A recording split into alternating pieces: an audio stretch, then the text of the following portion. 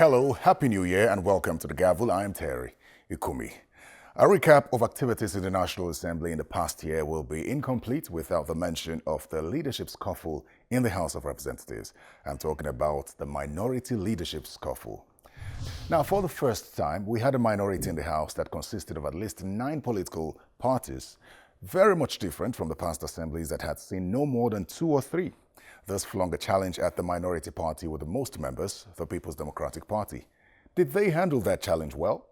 Well, here's a background to that. So the People's Democratic Party sent a list to the Speaker containing the names of those it had chosen as minority leadership. The Speaker chose to ignore that list because he had another list from the rest of the minority parties signed by about 90 members. And according to him, the rules of the House on emergence of minority leaders mentions minority parties and not minority party. Now get this. Part of the 90 members on that list are from the PDP and 4 of them merged as leaders of the minority. All those who went against the party were eventually suspended by the party and a disciplinary committee was set up, which we understand recently submitted its report. Now, while we wait for the outcome, here's my conversation with one of the leaders, Yakubu Barde, whose name was included in the list submitted by the PDP as minority whip, but rejected by the Speaker. Interestingly, he admits that his party went about it the wrong way. This is just a few months into the 9th House of Representatives. What's your assessment of the House so far, from the beginning till now, just briefly? By and large, I think the House of Representatives, to be specific, has done well over the years because if you look at some of the laws we have been able to enact, some that we have amended, and some that we have repealed, and taking into cognizance that the legislature is the baby of our democratic rule in Nigeria. The baby because it is the arm that has not been in existence over even during the military regime. So if one wants to look at our performance generally, I think one should be able to score, we should score ourselves. I'm more particular about above average. The 9th House of Representatives so far. What have you seen? Fine.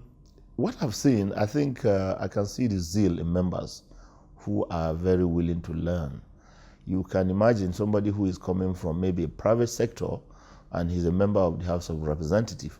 You know he will take time to learn. This is just like 6 months. Now, after inauguration, you know, we went on recess for a period of time. And you see, during that period, nobody was doing any legislative function. Rather, you were in your constituent trying to thank them for voting you in.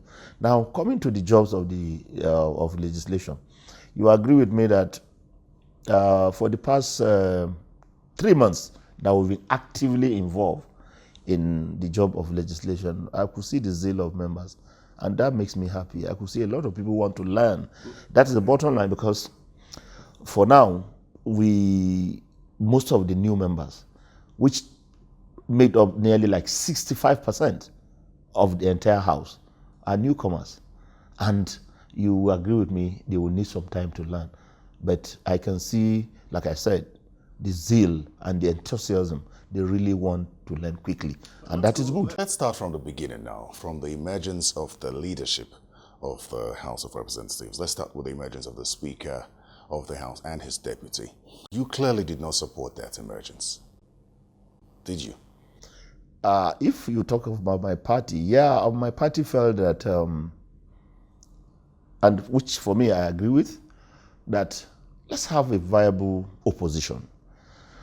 Femi, for me personally, is very eminently qualified. He's one of the most experienced members of the House, and he ordinarily should be voted by everybody who is looking at what is happening. Did you support his emergence? Personally, I didn't support him. I went with my party, and my reason was because of party affiliation.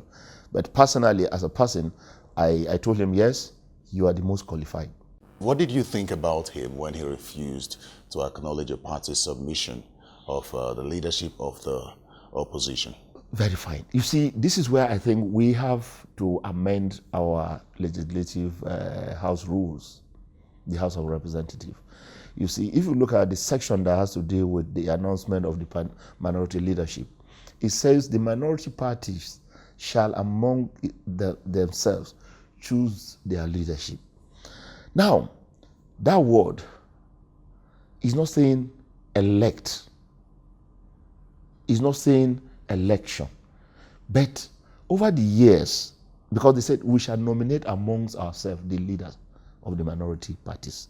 Now, in the House of Rep today, the minority parties is made up of nearly 4 or 5. The ABGA is there. We have Labour Party. We have PDP. Of course, PDP has the highest number. We have ABGA. Now, in that situation where you said we have to nominate among ourselves, that's what's supposed to be.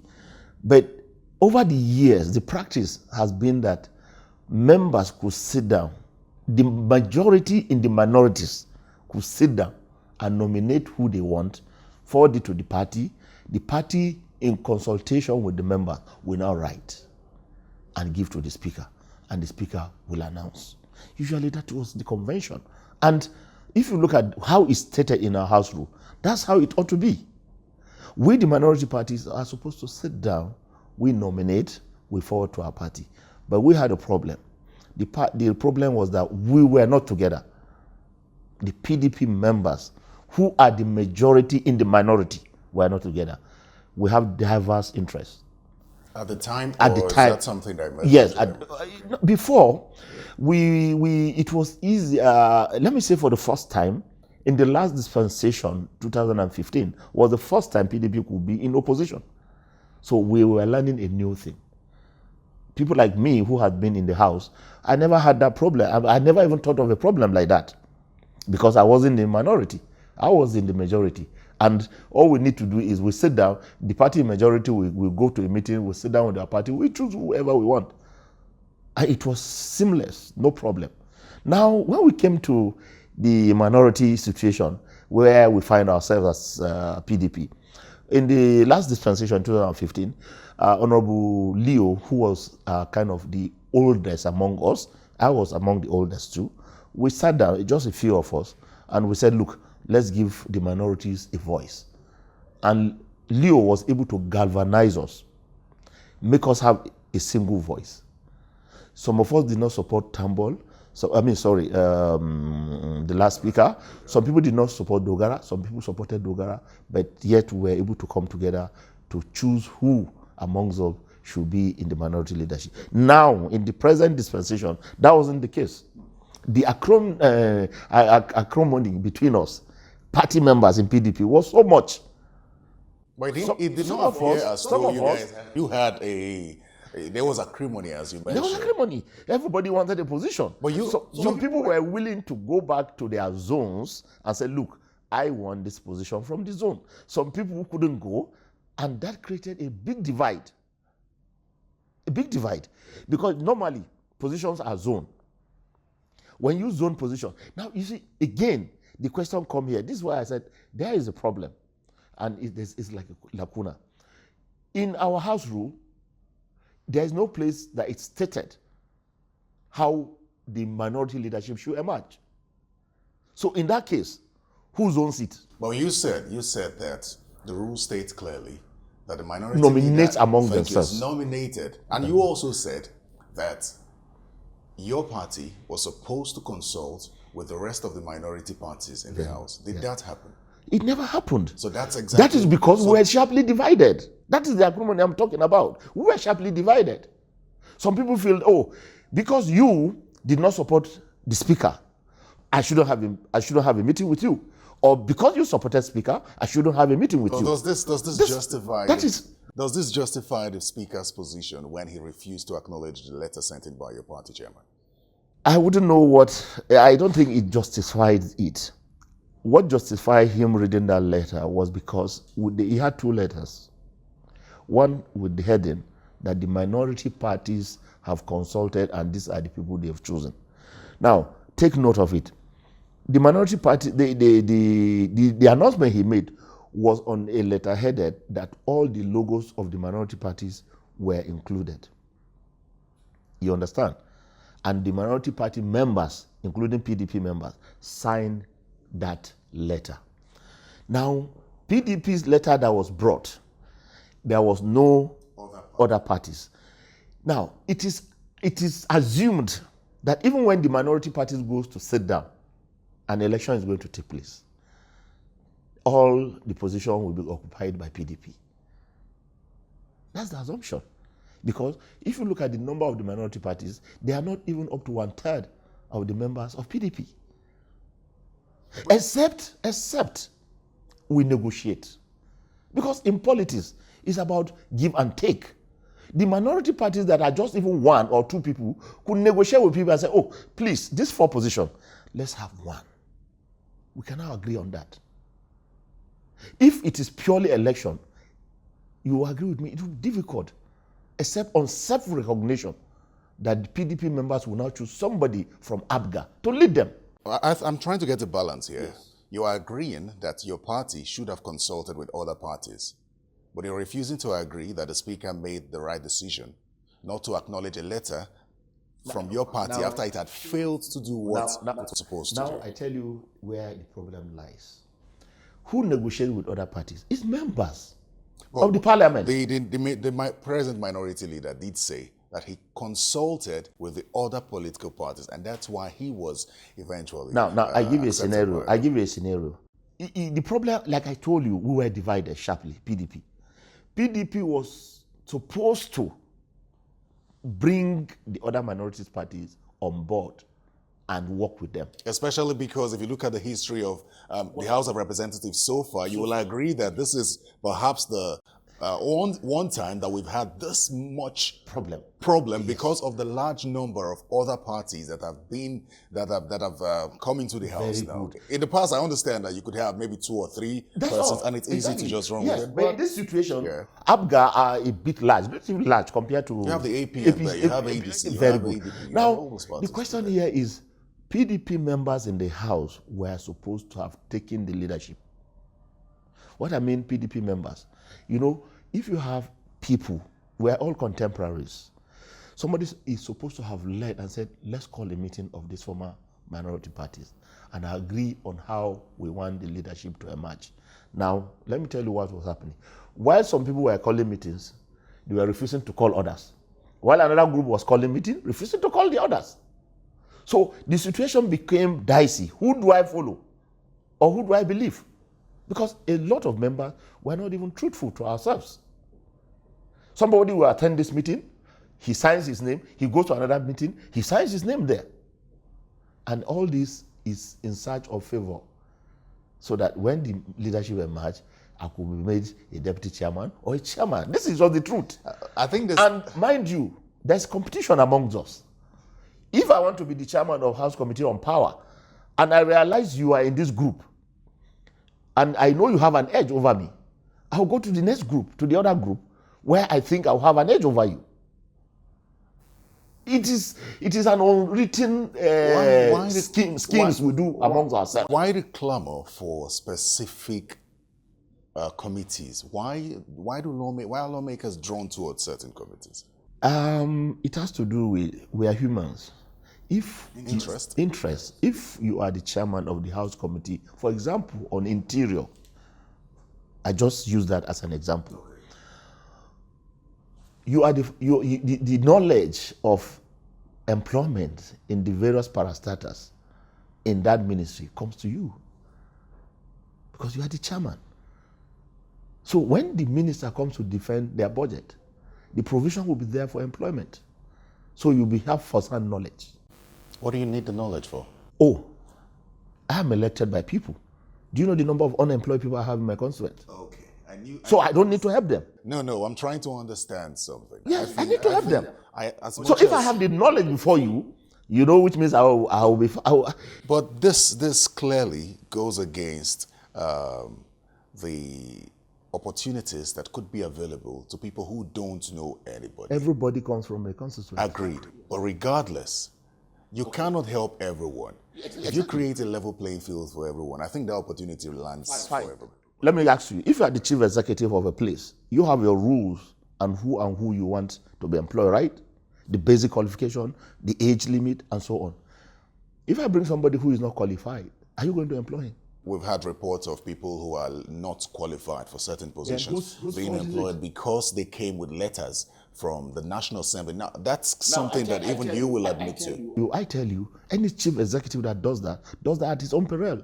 The conversation with Representative Yakubu Barde on the 9th House of Representatives so far, with more focus on the emergence of the minority leadership, continues. He also speaks on the accusations that lawmakers take job opportunities away from the public and hand them to their relatives, friends, and constituents. You as lawmakers occupy a very high level of influence. It's almost impossible for you to occupy a position that you could, where you appropriate funds to a ministry, department, or agency and call in a favor, and they say no. Calling a favor is different from bringing somebody who is not qualified. Favor could be denied. Some persons could favor. say they are. Anyway, let me ask you: can favor not be denied? I have been denied a lot of favors. And if my constituent, a member of my constituent, that's the lobby for a specific you have to committee? lobby. Yeah, and like I said, you want an empire. You came in with an agenda. What is your agenda? I want to see the government, or I want to see my country improve in terms of agriculture. I'm just citing an example. I'm a professional in agriculture. If I lobby for that committee, what's wrong with it? Because number one, when bills that has to do with agriculture are sent, it will be sent to the committee. My input will be very vital. That sounds slightly better than occupying a position because you want to it's part of it, my brother. I'm being very honest with you, Terry. Terry, this is the truth. I appreciate that. That is the truth. I don't like to bend corners. When true things comes, you should be able to say it. The issue is people blame us. Let me ask you, the ministers that does the employment, do they bring people from heaven? Is it not from Nigeria? People apply. I appreciate your honesty. I like us to go to people the floor. Apply. Let's go to and the floor. They give to their relations. Honorable, let's go to the floor of the House now. You've seen opposition. You've been in majority for the better part of your political career. Now you're in the opposition. If you look at the way the opposition operated or functioned while you were a majority and how it's operated now, would you say that there's any improvement? Do you think that the opposition you have now is functioning to capacity? That's a very good question, Terry, and that's my fear I have now. You see, in the present night assembly, I have said, yes, the majority party had a very good logo, nation building, a joint tax. I'm waiting to see how I'm involved, since we know it's a joint tax, to see how I'm taken along to help in accomplishing this tax. Since you say it's a joint tax, we all are partners in progress. I'm waiting to see how much I'll be involved. But if I'm gagged, I'm not allowed to talk. I'm not allowed my view to be aired. Then I wonder how. What way do you think that could possibly happen? Fine, allowing members to talk even when they are against the policy of government. Because when we galvanize our ideas, we bring out the best. But when I don't talk, you don't know what I have up there in my brain. So far, have you seen anything that suggests that? I am not saying it has happened, but you see, I give an example. I went through some of the committees we have, and some of us were having a feeling that, okay, as opposition even, I remember we wanted to have the budget, the time, kind of increase the period where we study very well and make sure that what is brought to us is well analyzed. I'm not happy.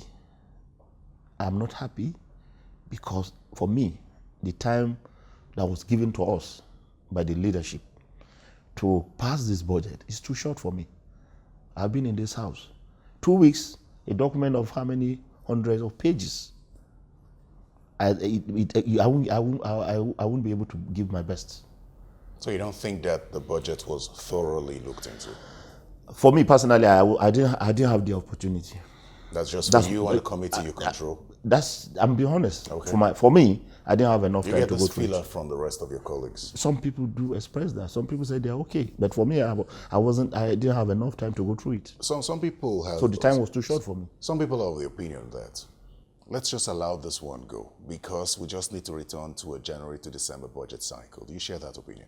I disagree totally with it. What is worth doing is worth doing well. Do you think if the time frame you requested for was granted, the budget would have been passed before the end of the year, just as the House? Maybe it would have been passed by December ending or January beginning. And I think there's nothing wrong if the work is thoroughly done. Okay, apart from the budget aspect in terms of opportunity as an opposition, as you mentioned, we've seen a parallel PDP being formed on the floor. We have one that's affiliated with the rest of the political parties. We have one that stands on its own, which you are part of. How does that make you feel, and how does it not bother you that you come to the floor of the House and there's one PDP faction, in quotes, I call this a faction, speaking on an issue that you do not agree? That's why I asked you specifically if you think that so far you've had a vibrant opposition in the person of a PDP member, even though he's suspended by the party, as the minority leader right now. I tell you what, I would love to be very, I'll observe, I'll watch my words, because the majority party can use it against us. But what I can say, we as minority in PDP did not manage ourselves well. And I think that's why APC will have a field day. While you're trying to watch your words, I'd like to remind you that your party, according to what Mr. Chinda said, he said that the party realized that there's no vibrant opposition coming from the minority leader who's a member of your party. And that's why you were selected to go and form an actual opposition. Now, the issue here is this. Like I said, I think we didn't manage our affairs well. Now, people who had the backing of, let's say, majority of members in the parliament supporting them, in the person of Ndidi, he has been suspended by the party, right? Now, can you really speak for the party? I think he's in a very tight position. I'm being honest and fair. Now, if the PDP feel people like us should be the one to speak for the party, you know there are privileges even on the floor of the House.